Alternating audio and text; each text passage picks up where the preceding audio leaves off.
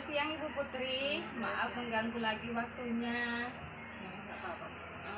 Ada dua permasalahan yang mau ditanya. Yang pertama itu rendahnya motivasi anak dalam pembelajaran kimia, khususnya untuk materi kimia hijau.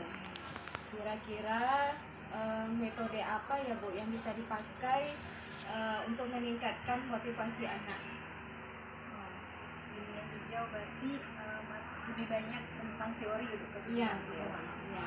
Kalau menurut saya ya Bu ya, kalau materi yang lebih banyak muatan teorinya ketimbang rumus yang digunakan itu mungkin anak-anak cenderung kadang bosan di kelas kalau metodenya cuma kayak metode ceramah. Iya.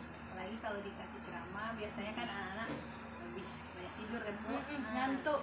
Ya mungkin jadi kita ubahnya di metode ngajarnya aja Bu. Bisa jadi ganti sama PBL, problem based learning, atau bisa juga PJBL. Kalau PJBL dia kan disuruh membuat project, kita kasih permasalahan, umpamanya kimia berarti banyak sampah-sampah organik atau non organik, pengolahan sampah organik terus kasih masalahnya, terus kira-kira dia mau ngasih solusi bikin apa gitu. Jadi diapakan itu sampah mau dijadikan apa gitu. Betul Bu, jadi menghasilkan sebuah project atau benda gitu kan. Mungkin ya semoga kalau dengan dilakukan pembelajaran PJBL ya anak-anak bisa antusias, bisa aktif, lebih kreatif gitu. Ketimbang kalau metode ceramah aja di kelas ataupun kita maparkan pakai materi pakai slide PPT itu kan kayak monoton gitu. Anak-anak keterlibatannya itu tidak terlalu aktif gitu. Intinya lebih fokus ke anak gitu ya. Jangan, kalau sekarang ini kan lebih banyak fokusnya ke gurunya. Makanya kita cari metode-metode belajar yang meningkatkan keaktifan anak. Tadi salah satunya PBL, PBL bisa, PJBL bisa. Kalau mau model praktikum, lewat praktikum atau apa? Praktikum juga bisa. Bukan di PBL itu nanti ya di PBL bisa juga kita taruh dalam proses pembelajarannya praktikum secara berkelompok itu juga bisa Bu. Yang pembelajaran yang menuntut keaktifan lah gitu. Anak harus dituntut aktif ya, jangan gurunya dia yang aktif. Betul Bu. Gurunya aktif, anaknya ngantuk.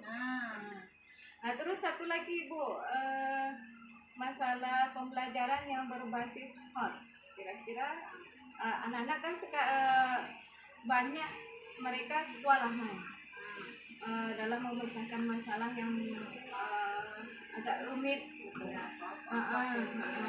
Kira-kira ada nggak metodenya gitu untuk supaya anak itu lebih gampang gitu memecahkan masalah yang soal yang berbasis HOTS gitu. Kira-kira metodenya apa ya Bu? Tadi soal HOTS itu kita tahu soal yang level kognitifnya tinggi gitu. Literasi numerasinya dia menuntut adanya literasi dan numerasi. Salah satu yang paling gampang sih ini sih latihan berbanyak latihan dengan soal-soal literasi numerasi contoh soal. Karena kalau tidak ada latihan, tidak ada contoh soal, ibaratnya anak itu pun kadang kalau nggak dipaksa baca soal dia nggak dibacanya Bu. Kalau kita pakai metode PBL gimana? Bisa Bu.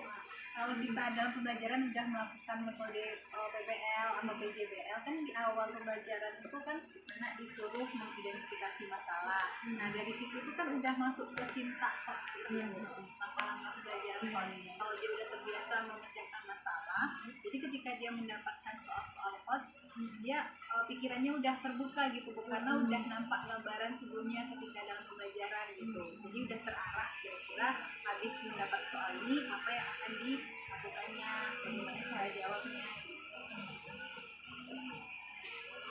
Terima kasih Bu Putri ya. Semoga bermanfaat penjelasannya. Terima kasih Bu.